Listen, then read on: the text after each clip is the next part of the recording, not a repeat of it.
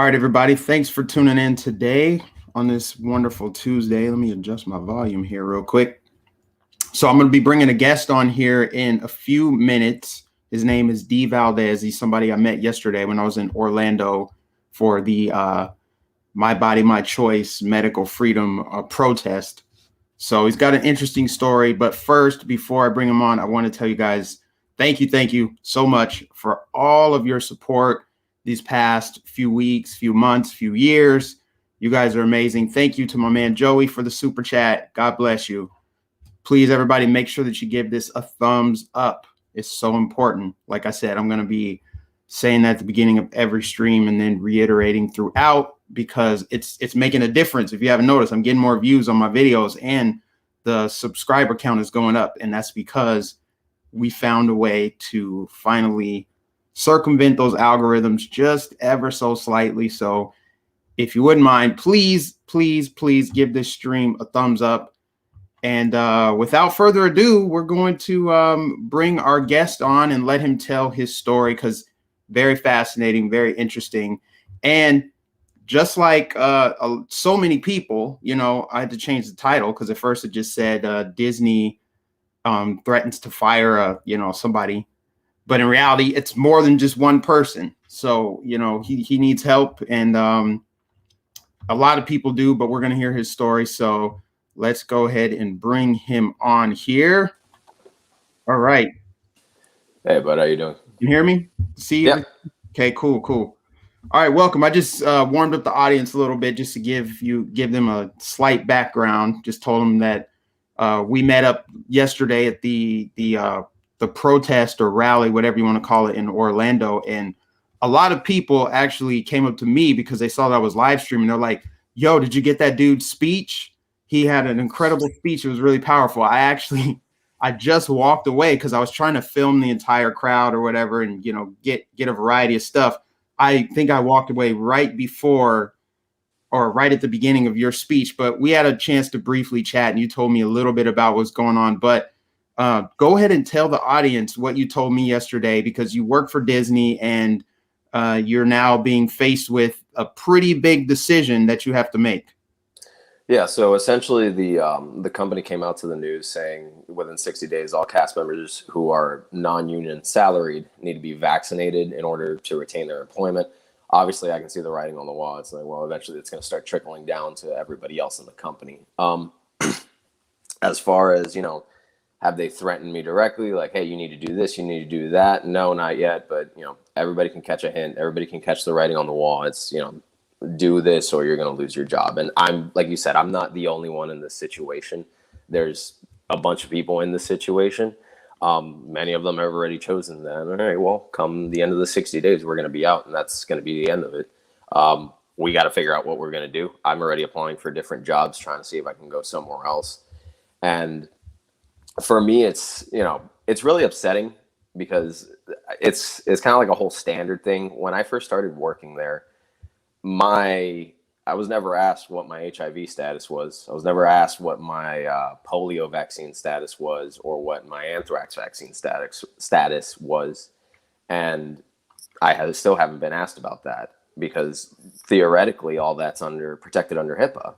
But this seems to be the one thing that people want to grab onto, that this is going to be their way, that they're going to get people to get vaccinated, that they're going to get people to comply, is threatening your jobs, threatening you in any way they can in order to get you to do this. And for me, it's like, when does it end? At what point, like, what other information beyond that then can they start claiming? Then can they start going in and being like, okay, well, hey, now as a condition of employment, you need to surrender any kind of, I don't know, conversations you've had with like a psychiatrist or a therapist. Is that the route we're going next, where they can start digging even deeper into your medical history?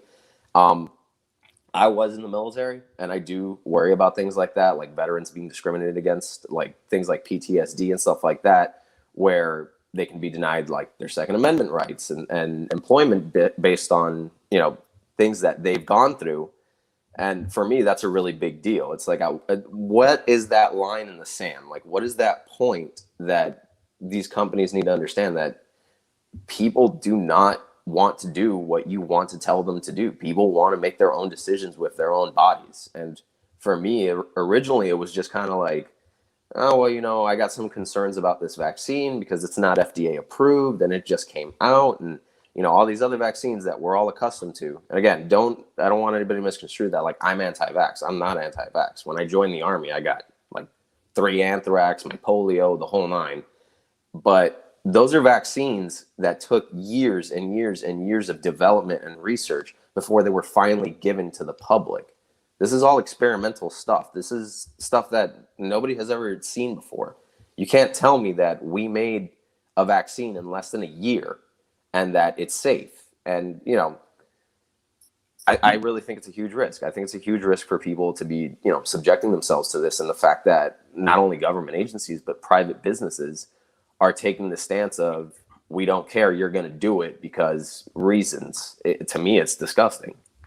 Yeah, absolutely. And not only have those vaccines you mentioned before been tested, researched, and developed over a period of time, none of them were rolled out in the way that this one was, with this aggressive campaign of get it or you're just not a good person. The false dichotomy of, if you don't want this shot, you're an anti-vaxxer. But we'll get into all of that.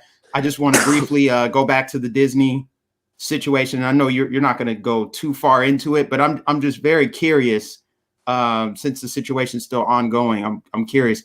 Did you expect this? Did you see this coming before they announced it? How did they announce it? Was it via email that they just blasted out to the company, or did someone from HR contact you? And how did the whole thing happen? So we found out through the news. We didn't even get an email. We didn't even get, and nobody updated us. I just come into work one day and I look at my phone. I'm like, oh, well, look at that. That's pretty much how I found out and how everybody else found out. I haven't checked my email in a while, but as far as I know, they still haven't put anything out. But that's essentially how they went about it. Was just they went to the news, they put out a press briefing, and then that's how we all found out. And like I said, a lot of cast members are kind of upset because, nobody wants to be forced to do anything. Whether you agree or disagree that you want to take the vaccine and all that, that's fine. And it should be your personal choice. And it's frustrating. It's frustrating.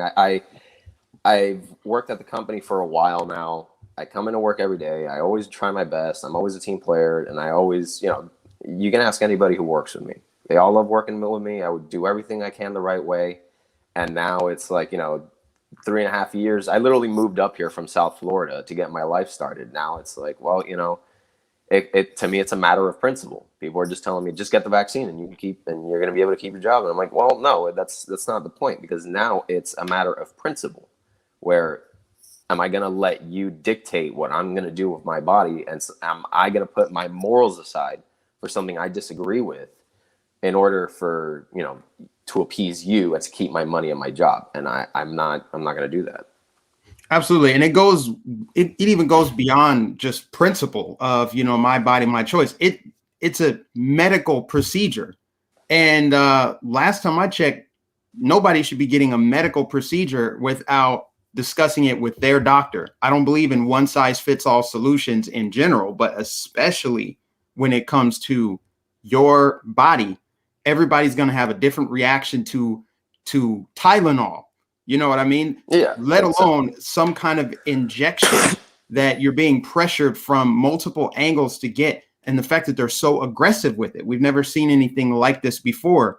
The more aggressive they are, the more pushy they are, the more resistant people are. They don't even get it. It's like they're getting the opposite effect of what they want. If their goal was to have everybody volunteer to just take it, they could have just made the information available, said, hey, here's what's going on. We got this pandemic. Here are the cases. They haven't been straightforward about that. So we could even go that far back. But once the vaccine rolled out, why didn't they just say, hey, here's where you can get it. Go to CVS, Walgreens. They should have also recommended, like, hey, do your research. They're not honest about it, because it's not about health. It's about control. It's about manipulation. And it's about ultimately pressuring you to do this, because, Disney isn't the only company doing this. It's Walmart and other companies are going to follow. This is just the beginning. these companies are doing the bidding of the government, because the government, they cannot force us to do this. So what they're doing is pressuring corporations to do it. They're outright doing it. They're outright saying it. Not Bill de Blasio, what's his name? Andrew Cuomo in New York, the governor of New York, says that private businesses need to mandate this. So if any private business resists mandating it to their employees, then he's going to sanction them. Like, okay, well, we're going to regulate your business. That's literally fascism. You look up what fascism is: private ownership, government regulation. That's what it is. And I think right now you're in a situation where you got to make a choice. I mean, I don't know if you're a man of faith, but I am. God puts he will never put more on your plate than you can handle. And this is a big moment for you, as well as I assume, millions of other people that are in this situation, because this is a beast system that they're trying to make us participate in. If you think about the system that we live in, it's evil, right? Look at the greedy corporations, look at the politicians, look at all that. They're telling you, if you want to participate in this system, you're going to inject your body with this medicine. And it's so wicked and so evil, but it's also, you have an opportunity to break free from the system. And if people band together and decide they're not going to do it, like reject it outright, call their bluff, essentially, I think the system will collapse. It'll either collapse or it'll capitulate to the majority, which is, us. It'll capitulate to that, or it's going to collapse. One of the two things is going to give. And I think this situation kind of forces it to accelerate. We're going to see what happens now. I think I read somewhere that it was somewhere in the realm of like 90 million people are still left unvaccinated. And, not to like take it all the way to that extreme, but it's like if 90 million people don't want to do what you tell them, like, what are you going to do? You're just going to chastise them from society, just erase them from society. You can't do that. And for me, like, obviously, someone losing their job and your financial well-being is a big issue. But like I told you yesterday, like, my family's from Cuba. There's this saying in Spain, "Más se perdió en Cuba." We lost more in Cuba, and that does ring true. My grandfather spent 21 years in a prison. My dad came here on the Mariel boat lift. He didn't speak any English. He was like 19 years old. So, we've literally lost it all. We've lost it all. And if, people think I'm going to fold at the first sign of trouble, that you're going to threaten my paycheck compared to what my family has already gone through. No, like mama ain't raised no bitch. Yeah, I hear you, man. And that's great. That's another level of experience that you have, that you bring to the table, that just builds your resolve, being of Cuban descent. And your grandfather came over here, you said, or your dad? Both of them. So Okay. my grandfather initially, this was way back in 59, I think it was, when Castro took power. Castro did appeal to a lot of people, including my grandfather, because, at the time we had this guy called Fulgencio Batista. Fulgencio Batista was, I guess you could say, a capitalist dictator. So things were bad under him, but not as bad as the way they are now. He came to power during a coup d'etat. He was originally elected into power in Cuba. He was an elected president. He was voted out, and then his excuse for doing a coup d'etat, because he was really popular in the military, was that, there's rampant corruption and they're going to run Cuba into the ground and the communists are going to take over. So he did a coup d'etat, took over the island, but he never did he touch like private businesses, private entities and stuff like that. He strictly just kept everything at the political realm. His whole thing was just preservation of just Cuba, and that was it. He didn't touch businesses, private property, nothing. But obviously, when you come to power in a way like that, it's going to be very unpopular to people. And particularly my grandfather, who saw him as a tyrant. And in all honesty, he was. So when Fidel Castro, who, was a college-educated little politician, lawyer type, came out and he started preaching all his nonsense, the same garbage we hear from people over on the left about equity and equality. And it's like, for me, it's like, I've heard this before. We have heard this before. Like, whenever you hear the words equity and equality, It's equity of misery. It's equity of misery for everyone. Because as soon as Castro took power, it didn't take long for him to start purging out political people who went against him politically. Um, some of his most trusted generals, Camilo Cienfuego, he had him killed because he was refusing to kill other people in the party. He was refusing to do purges. And where my grandfather fell in was he initially supported Castro in the revolution. But once he started realizing that Castro, like, you know, when you start dragging kids out in the streets and shooting them because their parents are, you know, traitors to the revolution, you got a problem. So my grandfather took part in what was called the Escambray Rebellion. There's this mountainous region in Cuba called the Escambray Mountains where him and his allies lived out there in the jungle for years. And, you know, they were doing, I'm not gonna lie, my grandfather was a bad motherfucker. He was clapping people left and right. He was hijacking buses. He was planting bombs. It was nuts in Cuba for a while. But the thing was, it was kind of a lost cause because Castro had just cemented himself as just, you know, the supreme leader. He had this cult of personality where just people would follow him. They were fanatical in what he believed. Like, he was above God in the eyes of people in Cuba. And people like my grandfather were just, you know, terrorists. And he ended up getting captured at one point.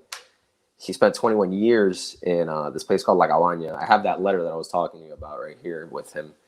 And then my dad would come here in the 1980 Mariel boat lift. So there's been a couple mass exoduses out of Cuba. The main one of the first one was in the 60s when Castro first came to power, where they had the whole the Peter Pan Cubans. If you ever get a chance to look that up, just look at the Peter Pan Cubans. Many of them were just children who got sent over here on chartered flights without their parents. And most of those kids never saw their parents again. They came here, relatives here took care of them, but they never saw their families back home in Cuba again. And then my dad came during the second boat lift in 1980, where and this is kind of one thing I do like to hit the Democratic Party on a lot. When my father came here in 1980, Reagan was in office, I believe. It was either the end of the Carter administration or the very beginning of the Reagan administration. And back then, it was an asylum policy for pretty much anyone who was fleeing a communist country. So my father was on a boat, pretty much a raft, that sunk off the coast of the United States. He got picked up by the Navy, and the Navy took him down to Key West, where he spent a few months. Then eventually he got released into the custody of a relative down in Miami. Then eventually he got his residency, then his citizenship. But in the 90s, when Clinton comes into the picture, and people argue like, no, that's not what it was. It's like, I firmly believe this is what it was. The Democrats are the ones who are responsible for the whole enforcing border policies, because prior to Clinton, that wasn't even a thing. Nobody was concerned about the border. Nobody was concerned about illegal immigration up until Clinton. Clinton, comes in office, and he sees that the Cuban population tends not to vote Democrat. They vote pretty heavily red. And around that time is when he starts implementing the wet foot, dry foot policy. So now the rules changed. We had to get a foot on dry land in order for us to stay here, making it even more difficult for us. If we got caught in open water, like my dad had been a couple years prior, you would get sent back. But what they wouldn't tell you is that if you got sent back, you'd either go to prison or you get shot. So then Elian Gonzalez happened. I don't know if you're familiar with him. I heard the story. It was back in the 90s, I want to say. Yeah. Yeah. So Elian just made it here by chance. His mother died trying to get him off the island. Same thing. She was a rafter. And by the laws of wet foot, dry foot, Elian Gonzalez should have been protected from deportation, but he wasn't. Janet Reno, I believe she was the attorney general under Clinton, and Clinton himself authorized the deportation. He went back to Cuba, and they turned him into a little puppet of the state. So now you talk to Elian, he thinks Castro was like a father to him, and et cetera, et cetera. But you can still go down to Miami, and I believe Elian's family still has a little museum in their house to everything that happened. And the last nail in the coffin was under President Obama, that he tried to kind of normalize relations with the Castro regime. And for us, it was kind of a slap to the face. But then on top of that, he ends the wet foot, dry foot policy. So now Cubans are in a position where we can't apply for asylum because the embassy in Cuba is closed, the American embassy. We can't cross waters because even if we make it here and we get caught on land, we're still going to get sent back. So there really is physically no pathway for us to come here. But if a South American presents himself at the border, they're welcome ready with open arms because they vote blue. And that's all it boils down to. And, you know, it's Wow. frustrating. It's really frustrating because, you know, the Democrats claim to care about minorities, but they seem to only care about the minorities that vote for them. Yeah, I know that all too well. I mean, I get called all kind of names by, Oh, yeah. ironically, white people who are on the left. That's the most racism I've ever experienced. I didn't experience true racism until I put on a MAGA hat. The first time I put on a MAGA hat, I was delivering packages actually at the time, and this lady confronted me like, "Don't you know that you're giving up on your people? You're a race traitor." She Oh, just I'm a she race just trader. immediately reduced me to the color of my skin and just denied me my personhood, denied me my intellect. She just saw Yeah. me as part of an oppressed group. That's what it is. It's like, hey, you have a shared experience. You're not allowed to think or do that. What's Bro, wrong with you? Pretty much get your ass back on this plantation. You belong to the Democrats, you know? and And that's pretty much the way they yeah, see you. It's like, to them, it's like your life, your way of being, your entire personality revolves around the color of your skin and your national origin. yeah, Like, yeah, it's and crazy. it is crazy, and I tell people all the time, and I've been on the receiving end of that shit too. Like, they call me like, oh, like, your opinion doesn't matter because you're like a European Cuban, and I'm like, bro, like, listen, I'm about to like chop your hands off, like, sacrifice you to some like third world god if you come at me with that BS again. Okay, like, I'm not trying to hear all that nonsense. Well, it's so funny. After the 2020 election results, they were looking at how Miami-Dade County turned from dark blue to light blue, and they couldn't believe Joe Biden and Democrats lost ground in Miami Oh because that's yeah. usually a Democrat stronghold. So they looked and they saw like, wow, Cubans. We know that they vote Republican, but they really came out, and almost all Hispanics came out, and so they started referring to them as white Hispanics. I actually shared that article when it came out. I think it was New York Times or something. They're like, well, these are white Hispanics. Just like in order to understand Trump's base, you have to understand multiracial whiteness. I'm not joking. They're just absolutely They just insane. want to put you in a bubble. They want to put us all in a They want to put us in bubble. a bubble, and they cozy up. They've always cozied up to communist regimes. Like, look at people like Bernie Sanders, AOC. Maxine Waters actually wrote a letter to Fidel Castro back in the day. So they've always been cozied up to these oppressive communist dictatorships.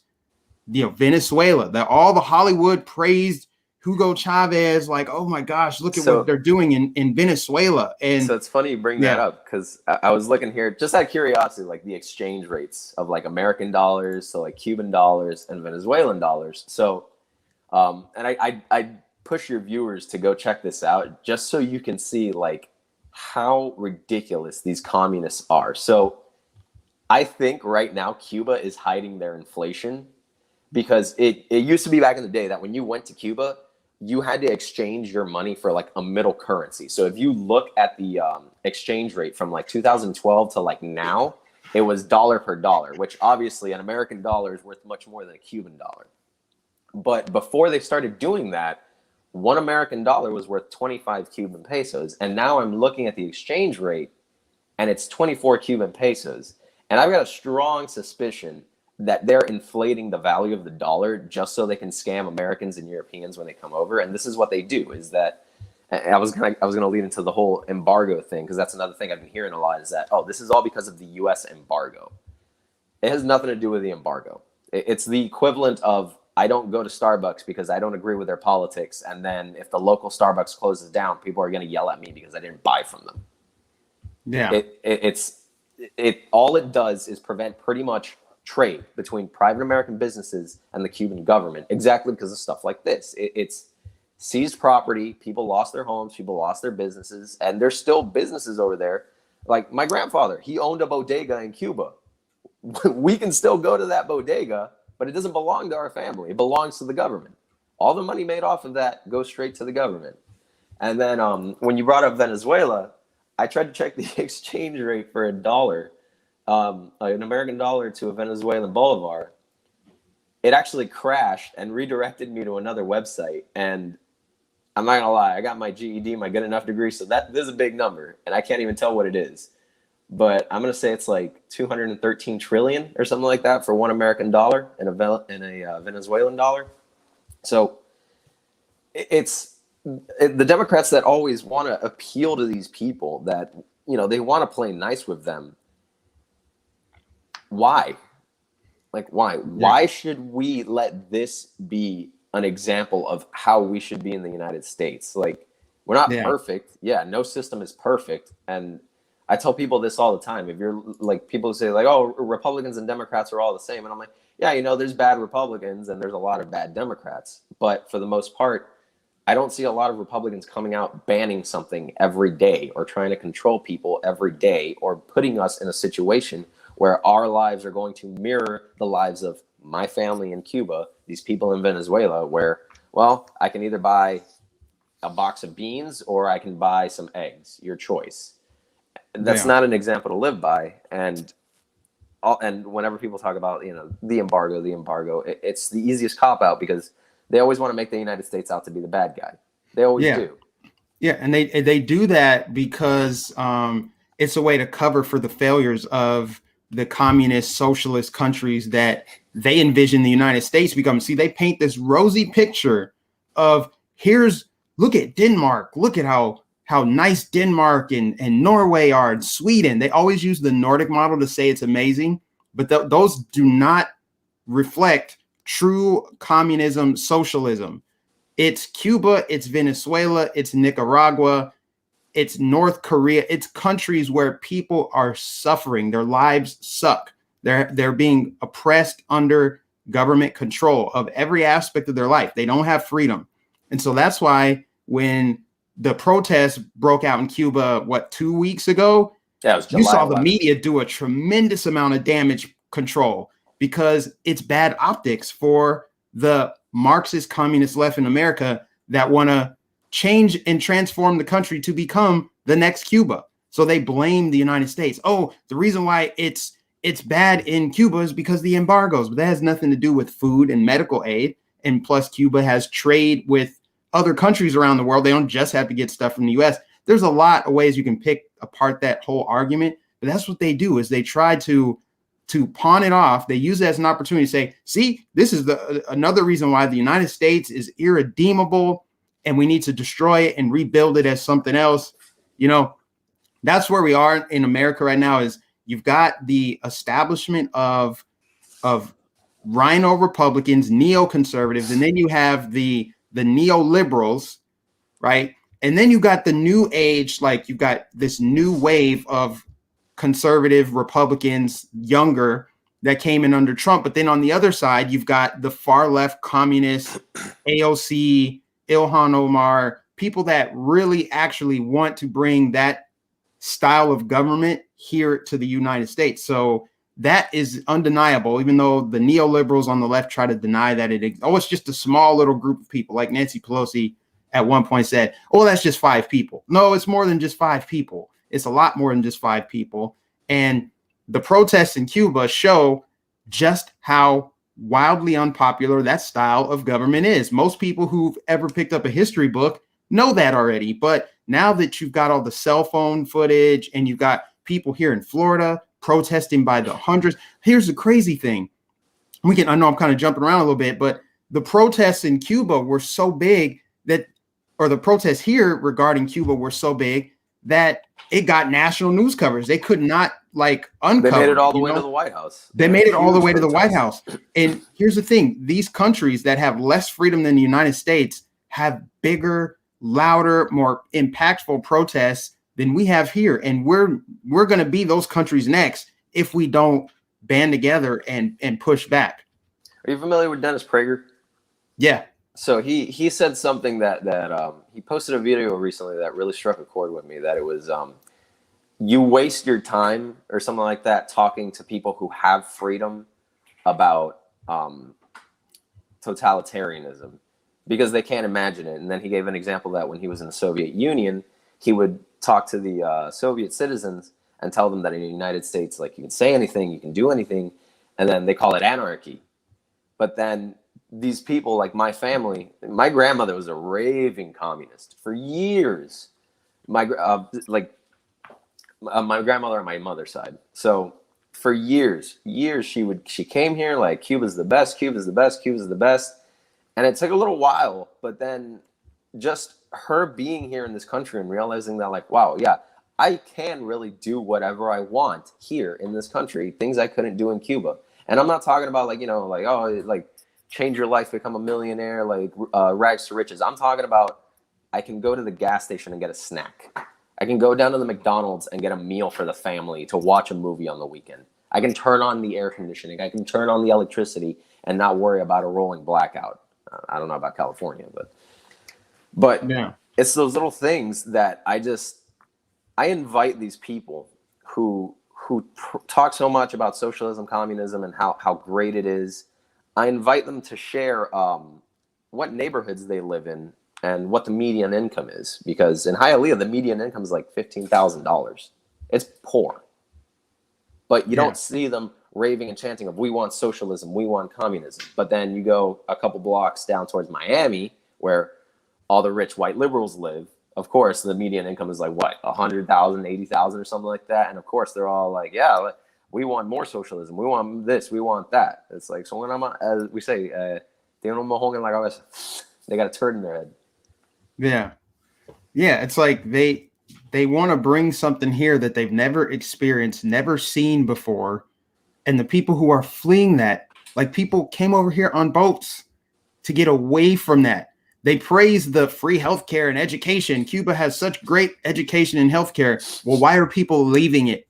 Why don't people here? Why don't people flee the United States? Not the other way around, right? It's like you can't make this stuff up. They've completely inverted reality on every level. Just completely subverted the truth, subverted history.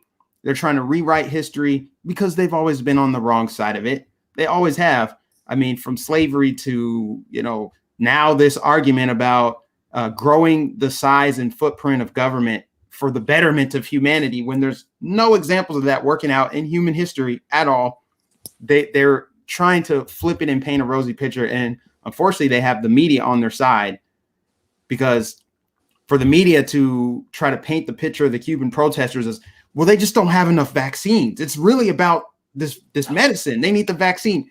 I don't think anybody bought that, except for the people who already believe all the false narratives that they paint. But them trying to traffic in that false info, that just showed that they were really lying to the average person. It's like, oh, thank you for taking that extreme stance on this and showing us that you guys are just liars. We know what's really happening down there because we've known what's going on in Cuba for a long time. Now you're telling me that they're protesting by the thousands down there because they don't have enough vaccines and it's about the pandemic. It's like, come on, man, this is nobody's buying it. That's part of the reason that they're not. You'll notice they're barely covering it anymore. They're barely talking about it because it's already going against the yendo contra la corriente, going against the current is what we call it. The whole like, oh, this is about vaccines. It's like, bro, if you go on Instagram right now and you look up the hashtag SOS Cuba and you just start watching videos that are coming out of there, these people are getting beat up by the cops. These people are getting arrested in their homes for nothing. People are getting shot at when they don't even have guns over there. They're fighting with like knives and machetes. And then they're going to come out here and say, oh, this is about vaccines. I'm like, no, this isn't about vaccines. We're not in the streets chanting vacuna, vacuna. We're in the streets chanting libertad, libertad. Like, we want liberty. We don't care about the vaccine thing.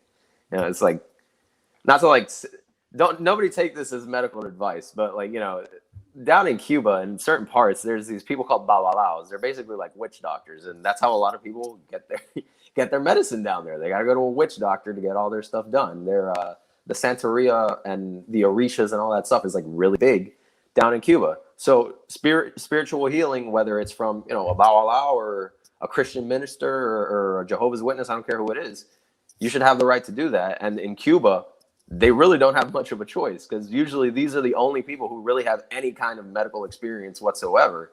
And even if they go to the hospital, like have your viewers look up SOS Cuba and just scroll and you'll see the conditions of these hospitals. It's like filthy hospital beds. There's blood stains all over them. They reuse IVs. They reuse needles. It's not.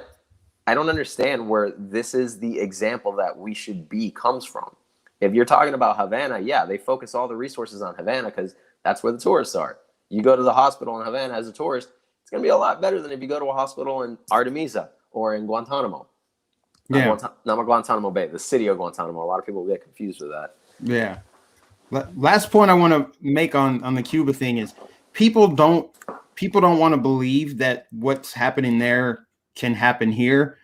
When the protests first happened, the Cuban government shut down the internet because they needed to control the narrative. They needed to control their citizen from sharing information out to the rest of the world.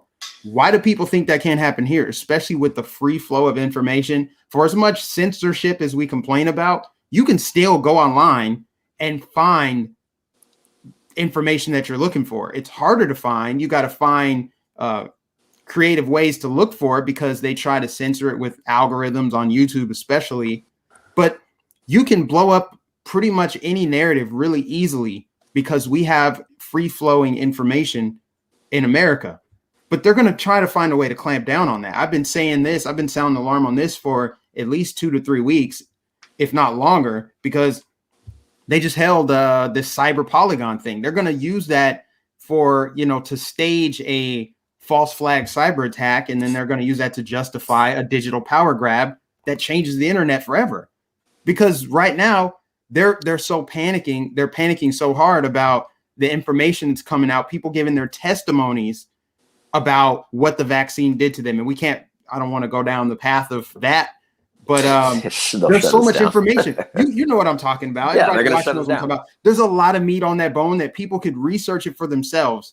And that's why they're so freaked out. And they're going to do the same thing that they did in Cuba. They're going to do it like they do in other countries. They're going to continue down this path of trying to control everybody. For example, this Disney thing that you're dealing with. What would happen if everybody who is faced with this decision, get the vaccine or lose your job? What would happen if everybody faced with that decision said, all right, fine, I won't do it. You can just give my job to someone else. What would happen next? Because I believe that they're not going to give up. It's not just, some people on TV are even like, well, if you don't want to get the vaccine, you just can't go to the grocery store. If you don't want to get the vaccine, you can't go to a theme park. You can't go to a concert. What if everybody's like, okay, that's fine with me. I'll order my groceries online. I'll watch the music online or whatever. I don't need to go to the theme park. I'll just chill. I'll just do me. I'll go to the beach or I'll just hang out in my backyard. That won't be enough. It's not about get the vaccine so you can go back to normal. It's get the vaccine or else, right? Because if you just say, fine, I'm not going to deal with it. Fine. I just won't do it. They'll find another reason to try to make you get it. They'll just be more mad. They'll triple down.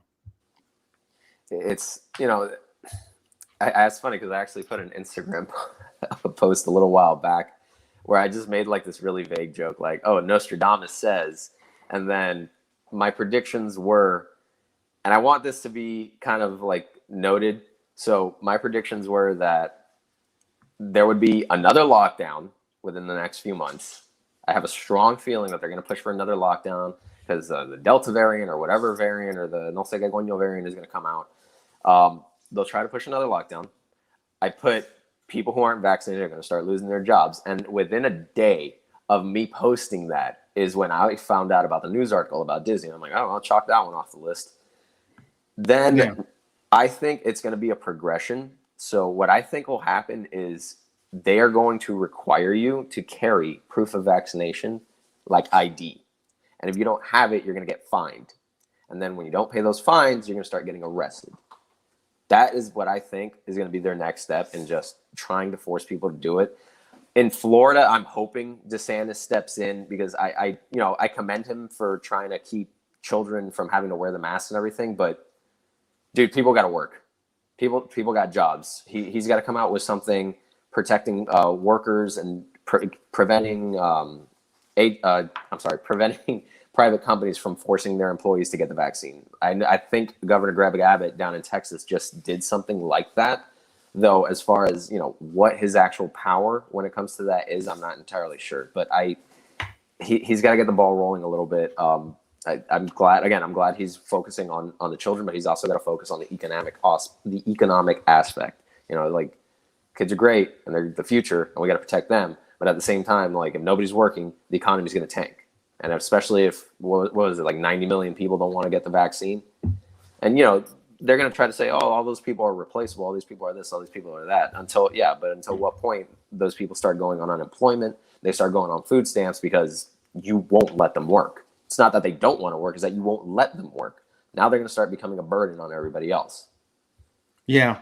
Yeah. I think that they're actually they're going to get more aggressive from here. My prediction is there's going to be a sizable chunk of people that will quit their jobs. And you might even, because we're in Florida, you might even get some people who were vaccinated that stand in solidarity with their unvaccinated coworkers and say, I'm not coming back to work until you guys change this policy. That's not right. Then you're going to start seeing corporations threaten to leave the state. Just like with Georgia, with the voting bill that they passed or whatever. It's like, we're just going to move all of our business out of the state. So they'll go that route. And if we were to live in a blue state, then I could see, state government saying, all right, well, you can't renew your driver's license if you don't get the vaccine. So they're just going to continue amping up the aggression. And again, if it's such a world-beating vaccine, if it's so amazing, it should sell itself. People should be lining up in droves to get it. You know what I mean? But without fear-mongering. Go ahead. Honestly, that's all I was going to say. Is just without the fear mongering, people should just line up and see. Like, if it's so amazing, people would see it and do it for themselves. You can't just pressure people and think like, okay, fine, I'll do it. It works on some people, but not on free people. Free people will continue to stand their ground. So I did want to share with you. I don't know if you're familiar with the AZT medication. So this is really, really old. This was back in the 80s during the outbreak of the AIDS epidemic. So AZT came out, and if I remember correctly, it was actually, I believe it was the only FDA approved medication for treatment of HIV. Now, Matthew McConaughey had a whole movie about this, and I forget the name of it now. But essentially, it was a true story. He played a gentleman who was trying to find cheaper and alternative medicines in other parts of the world, and he was selling them here in the United States in order to help people get treatment for the HIV and AIDS epidemic. But the problem was, I believe, if I'm not mistaken, the NHA, Dr. Fauci, and all these people only were okay with the AZT medication being used for treatment, even though, one, it was prohibitively expensive, and two, it was messing people up. They were getting like all kinds of crazy side effects, but it was the only medication that the FDA would approve. And when I started finding out more about the stuff after the whole pandemic thing and everything, and I started kind of questioning things a little bit more, is when I really started to think, like, how much money are all these pharmaceutical companies making by just pumping out these vaccines that are not FDA approved? And, not that I even trust the FDA either, because if they're out here okaying something like AZT, who's to say they're not going to okay some, even if right now they came out and said, oh, the vaccine is FDA approved. How do I know that they didn't just push that through for political gain, for monetary gain, just like they did with AZT back in the 80s? Yeah, that's true. I mean, history repeats itself. And I think we're starting to see that with this vaccine, and the push. And I know some people, I was reading the chat, some people are saying like, sue your company. You just need to sue them. Yes, I agree. But we're also asking the system to correct itself. Remember, I called it a beast system. Sue them. It's like, don't you think they can get to the legal system? They can find a workaround there. You can talk about HIPAA all day long. We can talk about HIPAA, but do they care about that? That's like saying, what about my First Amendment right? Yeah. Do they care about that? I mean, they violate your rights every single day. So they don't care. Shouting my rights, they don't care. I think the way you beat the system is by going directly against it, not like trying to make it work for you. I think at this point, you just got to rebel. Just go against it. Just say no. If enough people just say no, this entire thing collapses. I think that's how you get to them. Hit them where it hurts. they need that slave labor. They need people working. So people just, and it takes a lot. I mean, it's obviously easier said than done. People have bills and, they have livelihoods, they have mouths to feed. I get that. But I mean, what are you going to do? Is it worth making a choice that could change the whole trajectory of your life if you have side effects? I mean, obviously, you do have legal angles you could work, right? You could try to sue your employer. If you obviously can't sue Big Pharma, can you sue your employer for damages? I mean, I'm pretty sure they have government. They probably have protections from the government, just like Big Pharma does. So government protects the system that you're saying, form a lawsuit, a class action lawsuit. It's like you just need to boycott altogether, because then you're forcing their hand. You're calling their bluff. And I think that that's the way that it gets done. I know it's easier said than done. It could be just wishful thinking that people will band together, stand in solidarity, and just say, fine, I just want to come to work. Good luck finding someone to replace me. But I mean, that's the only feasible way that I see us overcoming this. It's, you got to dig your heels in the sand, man. You can't fold. You can't fold. And, to what the people are saying in the chat, it's like, you got to remember too, like, Disney's a gigantic corporation. I'm just one guy.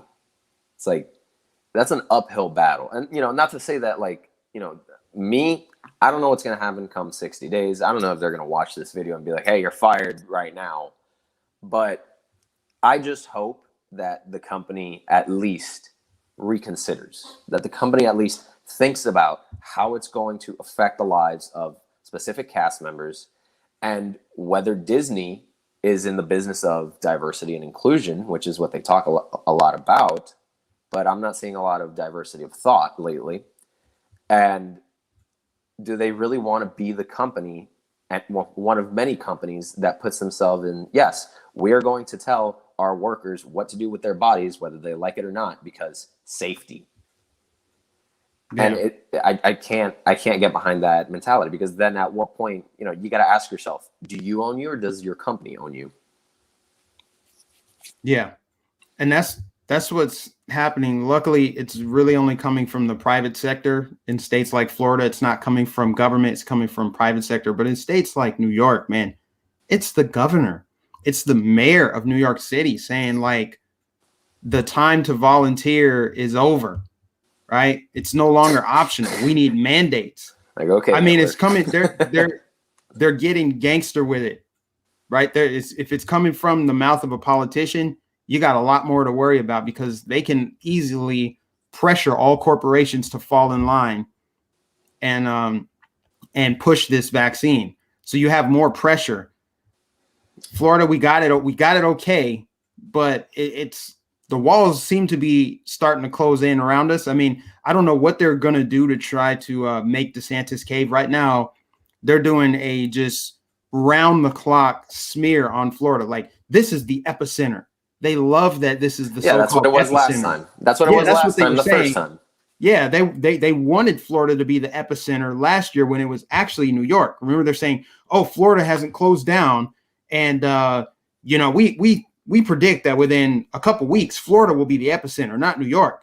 And that never happened. In fact, the opposite happened. Florida became, our cases started going down, and we remained open. And so it basically was a bad look for the blue states, right? But now Florida seems to be the epicenter, and they're going around the clock with it. Like, oh, look they have a record number of cases. Notice how they don't talk about the deaths.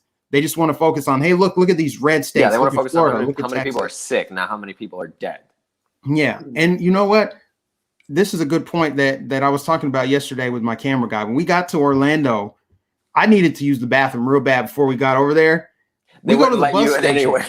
Well, no. We went to the bus station. That was the closest thing there, right? Mm-hmm. So I would go to the bus station, and there's a bunch of homeless people there.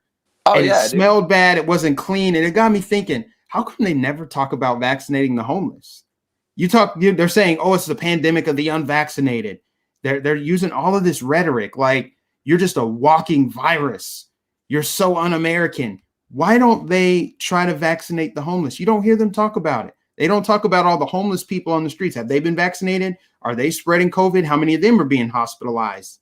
Because you would think that this virus, because it's so virulent, it would just tear through the homeless, right? But they don't talk about it, just like they don't talk about the people coming over the southern border. No, of course, because it's not going to go with their narrative that like, oh yeah, these people are, everything's fine, look the other way. But it's funny that you mentioned the homeless people, because I don't usually go into downtown Orlando because I don't like it. It's hectic, it's annoying, it's loud. But the first thing I've always noticed, and it's not just in downtown Orlando, it's pretty much any like Democrat stronghold city, like downtown Miami. It's filthy. It's full of homeless people and crackheads running around all over the place. And I'm not going to say that there aren't homeless people in like other areas. There's homeless people everywhere. But go to these cities and you see everywhere. There's literally just people without shoes, without shirts, just laying out in the middle of the street when it's like 98 degrees out. And I don't see Mayor Demings out here concerned about all this homeless people running around all over the place. But then where I'm from in Hialeah, where I said, it's a 15,000 medium income, you'll see a homeless person maybe once or twice asking for change on the side of the road. So, not to get all philosophical about like these rich people really don't care about poor people, but they really don't. They really don't. They don't care about the homeless. And then these homeless people that are the ones who are probably being, God knows how adversely affected they're being hit by this virus. What resources are going to help them? Why are all the resources only going into just, no, work, this, that, you need to get your vaccine in order to go back to work. But I'm not seeing this push to, vaccinate homeless people. I'm not seeing this push to get them some help from Mayor Demings and pretty much anybody in the Democratic community. Yeah, and you never will, because they don't care about anything that they claim to care about. They don't care about health. They don't care about the homeless. They don't care about racial equality. It's all inversion. This is all evil. It's all evil. It's just completely inversion of truth, of reality. They use people like Hispanics, blacks, children, women. They use all this to advance their agenda. That's what it is. They need people to advance their agenda and to try to, they use them as like, human shields, essentially, for their bad ideas. They use kids to push the climate change agenda, to push the gun control agenda. They use black people to push their racial equity agenda. They whatever ideas or policies they want to put in place, they just put it in blackface. Let's just have a black person say this. Let's just have a Hispanic person push this policy. Let's talk about how bad black people have it. Oh my gosh, they can't get an ID. Voter ID is racist, but everybody should probably show some kind of card to prove that they've been vaccinated. What is the damn difference? Of course. And then they won't even back up their own policies. Like I remember when Biden was running, everyone was on two things: federal marijuana legalization and college loan forgiveness. Where is it? We're what, 6-7 months in? Nothing. There's no movement on it. There's nothing. These people will lie and they will say whatever they need to say just to get in the office. And then they'll just go in the complete opposite direction. They don't even listen to their own base. But what amazes me about the Democratic Party is that they will vote for them for these specific reasons. They won't do it. And then they will continue voting for them. And I'm like, why? If someone isn't doing what you voted for them to do, why do you continue to support it? Like, I get it if like, okay, you are a single issue voter and all you care about, like, okay, well, you want federal marijuana legalization. All right, cool. I get it if you're a felon and you want felon voting rights. Cool. I get if you voted for them. But if you keep voting and voting and voting for these people and it's not going anywhere, what do you have to lose by trying something else? Like, and not even Republicans. It's like, you can always vote third party if you don't feel comfortable with that. And you can always eventually like just start talking to different people to get different ideas. It's like, I remember when I was younger, like I was so like anti-drugs, anti-pot. Now I'm 26 years old. I'm like, hell yeah, dude, go for it. It's your body, your choice. You do what you want. The government shouldn't be like putting people in prison for it, let alone making you a burden on us for, you wanting to take a toke. But like I said, it's like the Democratic Party doesn't even believe the own stuff that the very things that they push, they never even push to legalize. Because I can guarantee you right now, they do have a majority in the House and the Senate. Why have they even not tried to federally legalize marijuana? That's a good point. I think that they're trying. I know there's some people in there pushing for it, and I don't know. They're more focused on January Voting. 6th. Yeah, voting January 6th and the pandemic, because all those things are quintessential to their power, right? Legalizing marijuana does nothing for them, right? And certainly their big pharma donors don't want that. That's a whole nother topic right there Oh yeah, about big pharma.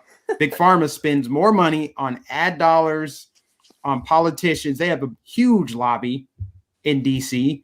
So I mean, there's a ton we could go into this. You know, we could talk all day.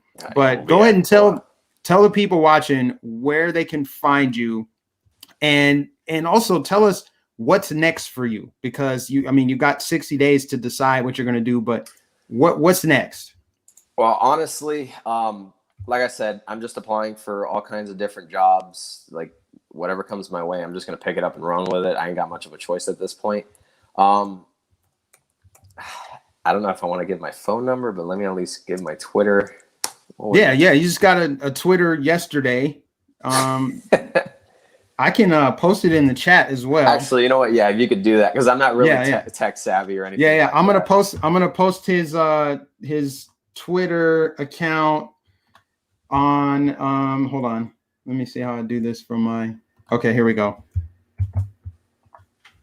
And that letter that I don't want to like sit here and read the whole letter, because I was looking through it and I'm like, man, this thing is long. But I'll post it on my Twitter so your viewers can go ahead and give it a read. And for the viewers watching, in case you're wondering about this letter, so this was a letter written by my grandfather and several of his friends back in 1969 when he was a political prisoner. My grandfather's name was Dagoberto Acosta Chirino. La Cabaña was a really, really bad political prison to be in. You're familiar with Che Guevara, I assume? Yeah, I've seen him on T-shirts. Yeah, so a lot of these kids, and it's like, I say kids because they're completely ignorant to who he is, because he's just become this like leftist icon, and I don't understand why. He was one of the most racist human beings and homophobic human beings on the planet. But in Spanish, they call him El Carnicero de la Cabaña, the butcher of La Cabaña, because he personally oversaw the executions of hundreds of people in La Cabaña. My grandfather was almost one of them, but it talks a lot about like firing squads, like things that they were doing, like they would drain the blood out of people before they would execute them to send it to Vietnam to help the communists with their fight against the Americans, which to this day, I don't understand how we have not held Cuba responsible for like supporting enemies of the United States. But it talks a lot about the human rights abuses, a lot. Pretty much everything that happened to him in those prisons. It's a really long letter, and a lot of people might find it bothering and disturbing, so I'll just give everybody the heads up on that. But it'll be up on my Twitter for you guys to take a read. Yeah, definitely, man. And maybe this is a calling for you. You know, God doesn't close a door without opening a window, and maybe your calling is to join this movement. Maybe there's monetary gains, ways to support yourself while also, not supporting. I could really go down the rabbit hole with Disney, specifically, but I won't do that because you're still employed there. But I'm saying you could join a movement that has a bigger purpose, which is this fight for freedom and liberty, trying to preserve what we have here in this country. I have a son. I was just born 2 months ago, and my fear is he's going to grow up and have less freedom than I have right now. It used to be the other way around, where, my dad's dad, I have way more freedom or, opportunity. I'll say that opportunity than he does. Now it seems to be going the other direction. So we're at such a pivotal point in society that, I feel like as many people as we can get on board. Maybe I'm recruiting you right now to get your own channel. You're well spoken, you're articulate, you're confident. Maybe you set up some kind of profile in YouTube or alternative media, whatever it is, and get you some followers. And maybe that's your path. Because you obviously went to that protest yesterday, and you gave a speech that people were really inspired by. People came up to you and were like, "Hey, we got to get you on the ballot. We need you to run for office." maybe this is your calling. I don't know. I gotta see, because I've never been one to be such a narcissist that it's like I have all the answers for everything. So maybe, I don't know. I got to see where it goes. I got to see what happens. And I got to, be the first person in my family to be anywhere in the public stage. But it's something maybe. Yeah. Well, you got 5 followers on Twitter now. Come on, guys. 5. I'm one of them. So really, you gained 4 followers today. Come on. Support the man somewhere. I pinned it right there. You can look at it. Twitter.com/incognito19. That's hilarious. Find this man, follow him, and keep up with his story, because we all know what's going on, that people are going to be potentially losing their jobs or be forced to cave to the demands of big pharma. So, I mean, to know somebody personally that's going through this, I mean, let's follow it and see where it goes. See where God takes you next. I am going to be talking with an elderly woman that I spoke to at the rally. So she wanted me to speak in Spanish to a couple folks over in Puerto Rico. So if I can get the link to that, I'll also post it up on the Twitter so the followers can see that also. Cool. Okay. All right. Well, we're going to go ahead and wrap here. I'll have you stay on after this, but I'm just going to tell the audience here, make sure you guys give this stream a thumbs up. Please like the stream so we can overcome YouTube's algorithms. We all know that my channel should have more views than it does based on the number of subscribers alone. I should have more views. The best way to do that, to have this show up on the homepage and more people see it, is if you give it a thumbs up. We had more than 300 people watching. I should have at least 300 plus likes on this stream. So please do that. Also, God bless you guys. Thanks for tuning in. Follow this man, D Valdez or Incognito19 on Twitter. And we'll catch you guys in the next stream. All right. Later.